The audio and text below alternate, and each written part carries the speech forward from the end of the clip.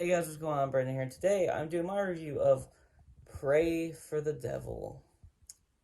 So, I guess first things first, I didn't expect much from this film, and I pretty much got what I expected, which was not much. So, the only actor I really want to mention in this is Jacqueline Byers. She's the main character. I think she does a decent job. Everyone else is not good, or not very good at least. No one else I think does like a very good job of portraying their character, which I can kind of tell from the trailer. And it's this movie. Okay, let me just get to the little synopsis here. It's about a nun who's gonna do an exorcism. Yep, that's it. That's pretty much the whole movie, and I'm sure, yeah, and like it is deeper than that, but like that's essentially what this movie is, and it sucks. On about every level. The acting is bad, the writing is bad, the production isn't very good. The little like CGI that they do isn't very good. The makeup is okay, so there we go. The makeup is pretty good. Um, but other than that, like this movie's real bad. This movie is real bad. Um, the director is really bad in this film as well. Obviously, with the actors being bad, you expect the director to not be great either. Um, they didn't direct the actors very well, and this movie as a whole is just a big kind of pile of dog shit. I mean, I I was gonna try to be nicer than this when I was doing this review. I really wasn't expecting this movie to be good, but I wasn't expecting it to be this bad. It was kind of comical, and so I guess there's a positive. It was funny despite the fact that it didn't mean to be funny. Um, I just went to this movie not expecting much. This movie gave me less than I was expecting. This movie is just. You've seen it 100 times. If you've seen one of these demon possession movies, then you've seen them all. Pretty much. I mean, The Exorcist is the only one that I like absolutely hold like dear to my heart, I guess you could say. But this one is just trying to. It's not trying to do anything different than any of those do, and that's the thing.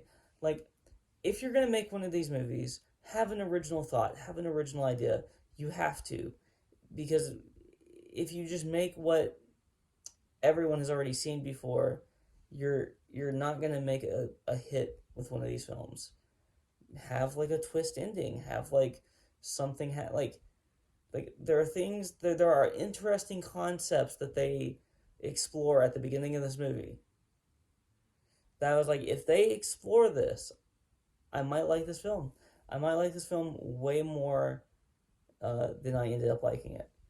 I'm not gonna say what those concepts are, just in case you do want to see the film. But there's interesting concepts at the beginning of this film that I think one of these like demon possession movies should explore. And it is they just don't. They like mention it and then they just throw it right out of the window and just don't mention it again. And that is just not a recipe for success. If I was making one of these movies, I would have thought about this a long time ago. I would have portrayed that as being the ending, what they were kind of talking about towards the beginning of the film would end up being the actual ending of the film. And so that's the main crux of this like I would just so basically what I would do, and I'm just going to go ahead and say it, no one should watch this movie if you want to watch this movie, tune out now because I'm going to spoil something that does happen pretty early on. But it's an idea that they explore that I thought was interesting. That I have not seen one of these movies do. So if there has been, correct me in the comments of this video. But I'm gonna go ahead and go into it. Spoilers in 3, 2, 1. Let's go. So at the beginning of this film, the main character, who I can't think of her name in the film, but Jacqueline Byers is the name of the actress.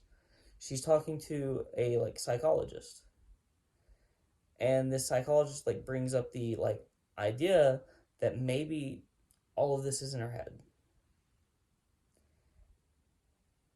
And I know these movies have explored this in the sense of some of these movies have explored this in just mentioning that it's a possibility, but they've never actually done it as far as I'm aware.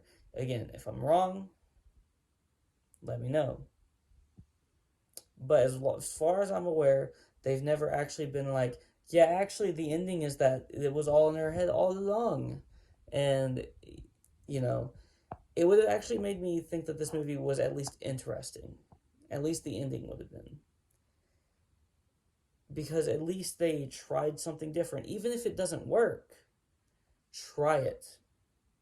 Because doing what you're doing now and just doing the same rehashed shit that everyone else does when they make one of these movies isn't working.